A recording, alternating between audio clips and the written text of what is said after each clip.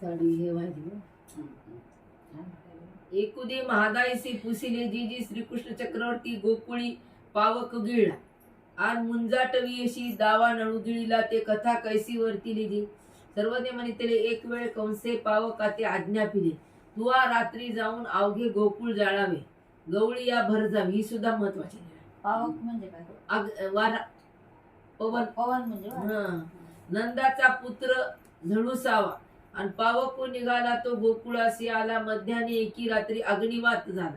म्हणजे ते वाऱ्यानं जे अग्नी पेटवल्या गेला ते त्याचं नाव पावक होतं. गगनचुंबी धगधगीत अग्नीची या ज्वाळा आकाशा माझी सुटेती धुरांचे कल्लोळ तेने दृष्टी सुचेना बाहेरी जाता निर्गमुची न पुरे गाई गोधने मोकळी होऊन हंबरडा हाणती गोपाळ गोपी अग्नी करुणी पोळेती मग अवघे गोपाळ गोपी श्रीकृष्ण चक्रवर्ती पाखी आली काकुळती येऊन विनवू लागेली आगाबा कृष्णा आजी आम्हासी राख राख आजी अर्थे प्राण गेलो तुवा बहुत दैत्य निर्दाळीले तरी यासी काय उपाय चिंतावा मग श्रीकृष्ण चक्रवर्ती म्हणितले तुम्ही अवघेची डोळे झाका मग तेही अवघा डोळा झाकिले आणि श्रीकृष्ण चक्रवर्ती मुख पसरून अवघा पावक गिळला म्हणजे अग्नी 12 गावाला लागला होता.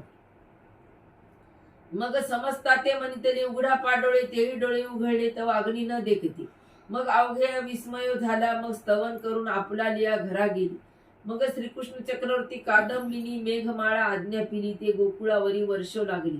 मग त्या अवघे गोकुळ दग्ध झाले होते ते निवाले जैसे तैसे वृक्ष वेली फळी फुली सासिनल्या तैसी तैसी तन्हारे कूप मग उदयाची अवघी उठिली पाहती तव अवघे जैस्याला तशी अग्नी एक लागला होता ऐसी संभावनाही नाही मग ती अवघी श्रीकृष्ण चक्रवर्ती जवळी आली म्हणू लागली कृष्णा तू आमची माय तू आमचा बाप तू आमचा ईश्वर तू आमचे कुळदैवत ऐसे स्तविती मग श्रीकृष्ण चक्रवर्ती दयाची पाठवणी देऊन गोधने चारावया वृंदावना बीजे केले मग महादाईसे पुसिली जी जी हा पावक पूर्वी कवन सर्वज्ञ म्हणितले आहिकू ऋषी समाधीची या वृक्षातळी अनुष्ठानी बैसला होता तव कवनी एक याज्ञिक ब्राह्मण तेने तोचे वृक्ष अग्नीची या आहुती लागी तोडीला तव त्याचे अनुष्ठान विसर्जिले तव समिधा तोडीली मग आहिके शापिले अरे पापिया तू माझी छाया बिघडली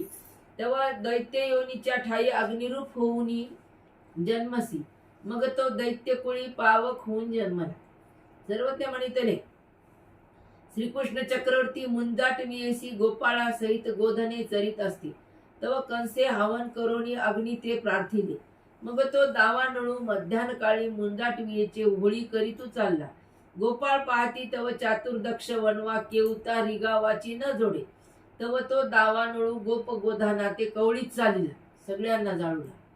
धूमे दृष्टी दाटलिया मग गोपाळ काकुळती आली ते वेळी श्रीकृष्ण चक्रवर्ती विनविले श्रीकृष्ण चक्रवर्ती ते म्हणितले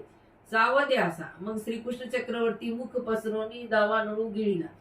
मग गोपाळ हरखेली अवघे शीतळ जैसे तैसेची आरण्य देखिले मग अवघे आश्चर्य झाले मग श्रीकृष्ण चक्रवर्ती दी मिळवणी गोप गोधाना सहित गोकुळासी विजय केले मग तो वृत्तांत गोकुळास्थानसी सांगितला अवघे या विस्मो झाला. अजून एक घेऊ घ्या.